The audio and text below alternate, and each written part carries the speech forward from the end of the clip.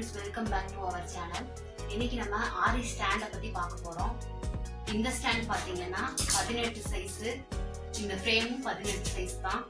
இது வந்து பிகினர்ஸ் எல்லாம் யூஸ் பண்ணிக்கலாம். அப்புறம் இன்னொரு ஸ்டாண்ட் இருக்குது, ரெக்டாங்கிள் டைப்பு ஸ்டாண்ட் இருக்குது.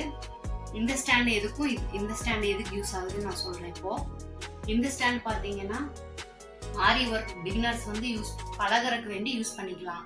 ஆனால் ப்ளவுஸ் எல்லாம் நீங்கள் போடும்போது எனக்கு வந்து அந்த ப்ளவுஸ் எல்லாம் நெகிழ்ந்த மாதிரி ஒரு ஃபீல் ஆகுது. அதனால நான் இந்த ஸ்டாண்ட் வாங்கியிருக்கேன்.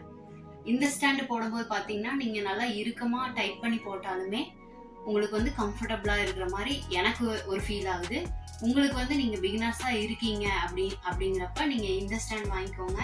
இல்லை வந்து அதை வந்து ஒரு பிஸ்னஸாக டெவலப் பண்ணி கொண்டு போகிறீங்க அப்படிங்கிற மாதிரி இருந்துச்சுன்னா நீங்கள் வந்து இந்த ஸ்டாண்ட் வாங்கிக்கோங்க. இந்த ஸ்டாண்டோடைய ரேஞ்ச் வந்து ரவுண்ட் ஸ்டாண்டோட ரேட் வந்து 350லேருந்து ஸ்டார்ட் ஆகுது.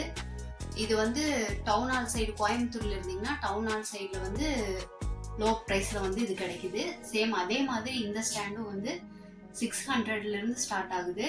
இந்த கிளிப்போட சேர்த்தியே வந்து ஒரு 800க்குள்ளே தான் உங்களுக்கு வரும். டவுன் ஹாலில் போய் பர்ச்சேஸ் பண்ணிங்கன்னா நீங்கள் ஆர்டர் வாங்குறீங்க, ஒரு பிஸ்னஸ் தான் கொண்டு போகிறீங்க, நீங்கள் ஆர்டர் வாங்குறீங்க அப்படின்னா இந்த ஸ்டாண்டில் வந்து எந்த டேமேஜும் ஆகாத மாதிரி இது வந்து நீட்டாக ஃபினிஷ் பண்ணுற மாதிரி பண்ண முடியும். ஆனால் அந்த ஸ்டாண்டில் வந்து அப்படி ரவுண்டு ஸ்டாண்டில் வந்து அப்படி பண்ண முடியாது. அதனால நீங்கள் ஒரு பிஸ்னஸ் லெவலாக கொண்டு போகிறீங்க அப்படின்னா இந்த ஸ்டாண்டு வாங்கிக்கோங்க.